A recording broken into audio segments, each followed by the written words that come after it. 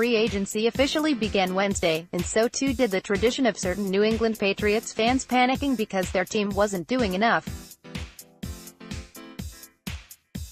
Of course, this strategy has worked out pretty well for the six-time Super Bowl champions, so there's no reason to freak out. But some Patriots fans still forget every March. Fun. Let's get into this week's mailbag. Doug Sheets saw someone today say the Pats are clearly over the cap given all their signings. Do teams have time to create cap space, or must they just hold off on making the signings official until they free up cap space?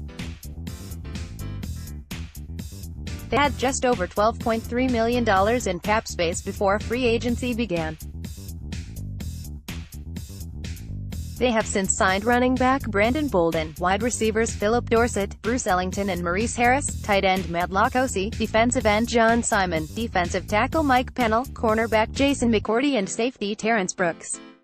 Because of the top 51 rule, the Patriots actually have about $17.2 million to spend on those 9 free agents.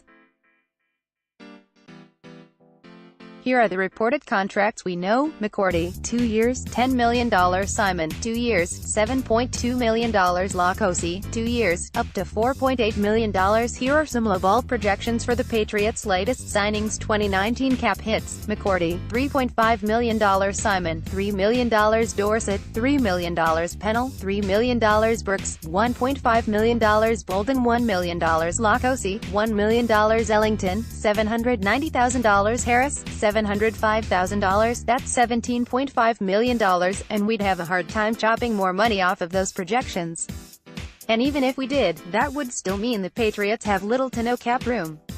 And we might be really lowballing Dorsett's contract. We have no idea how to gauge his value. What the Patriots can do at this point is stagger processing the deals. They announced Bolden and McCourty on Thursday.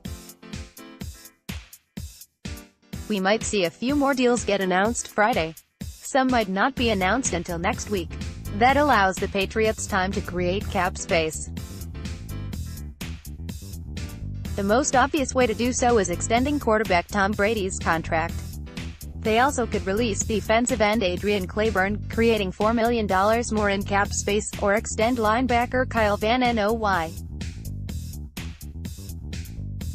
Keep in mind, the Patriots will need roughly $3 million in cap space for their draft and about $6 to $7 million to play with during the 2019 season. The Patriots are projected to have much more cap space next season. They could kick the can down the road on some of their bigger cap hits, though they usually prefer not to do that. While we're talking about signings, I think Pennell will be very solid as a run-stuffing nose tackle. That's an under-the-radar signing I expect to work out. What's the chances they didn't get Golden Tate? They go for Jordy Nelson? I think he fits the scheme well.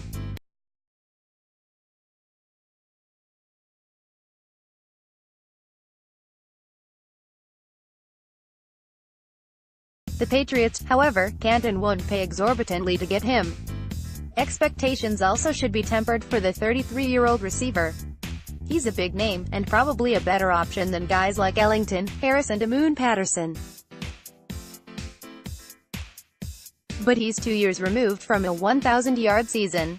Over the last 2 years, he has 116 catches for 1,221 yards with 9 touchdowns. I could see him filling Chris Hogan's old role. Do you think we signed Blake Bortles? Dennis. On dry day 2, I don't think it's as laughable as it might sound. I reached out to someone in the know about the possibility. And without revealing the answer, it led me to believe it's possible. Bortles was less than impressive as a starter with the Jacksonville Jaguars, but he would provide more upside than someone like Brian Hoyer. Will the Pats contact Marty Bennett to PKAY with his brother? With the Pats having 12 draft picks in this draft, do you see BB trading picks for a product of WR?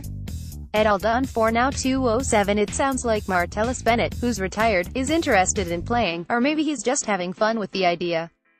Tom Brady wants Martellus aboard. Now it's up to Bill Belichick. If Marty really is willing to play for cheap, as he claimed on Twitter, then he's a better option than many of the free agent tight ends. Who's the remaining free agent that you'd like to see the Patriots sign? It would be easy to say Ndamukong Suh, Justin Houston and Jamie Collins, but the Patriots just don't have the cap room. Do you think Patriots will draft WR in at least round 2 considering past issues with it and not picking high after? Seems like the class there is more sure than in other years. Also, who would you prefer with? The need, currently, is great unless you're a really big fan of Bruce Ellington and Maurice Harris. And I'd probably prefer a defensive lineman if they can find a 3-down player.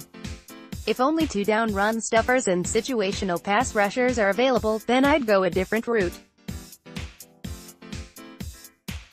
Who do you see as the biggest potential contributors from players that are coming back from IR, rookies that didn't play much last year? I see a ton of potential there. At E3 and Blum, the biggest is Isaiah Wynn, who is fully expected to be the Patriots' starting left tackle. Currently, based on the Patriots' wide receiver depth chart, Braxton Berrios would be a key contributor in 2019. Let's see if he can impress in training camp. Quick questions. 1. Could Joe Thuney be moved to LT? 2. Tendering Gordon could be a signal that Patriots know something about his suspension status. 3. John Simon is the new Rob Ninkovich. No, why would he be? 2. Now that just allowed the Patriots to bring Gordon back at a low cost.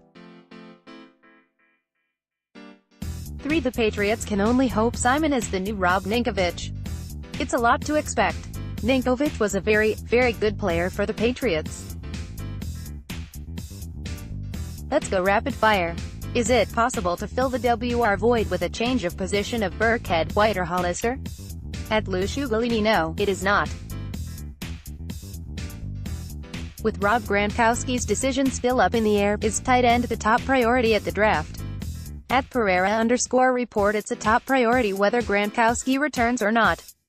What do you do with the bad chips that get a ton of bugs? We rarely finish any of the food we try for Doug's buds.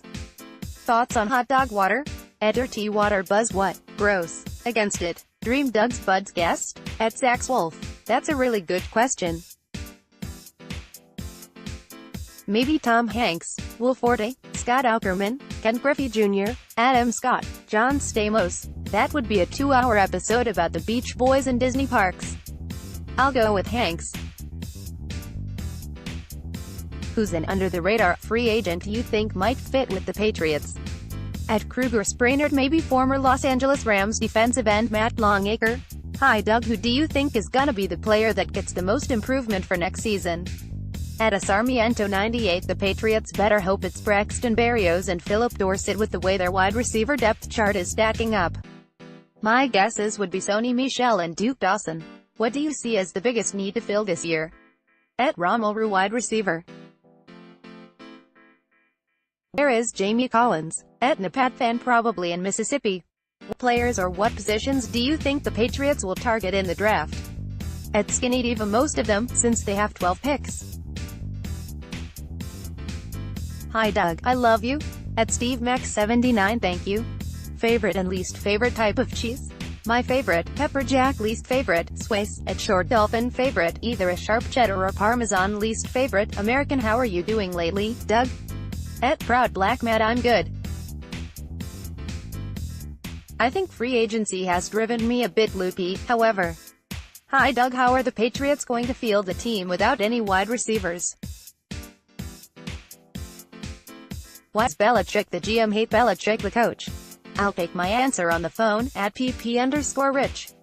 Hill, this is too real. Would it be completely unreasonable to think we could trade for AJ Green? At 94 Sagerp, there are absolutely no indications that Green is even on the trade block. Plus, the Patriots don't have the cap room to acquire a player like Green right now. Thumbnail photo via J. Biggerstaff, USA Today Sports Images.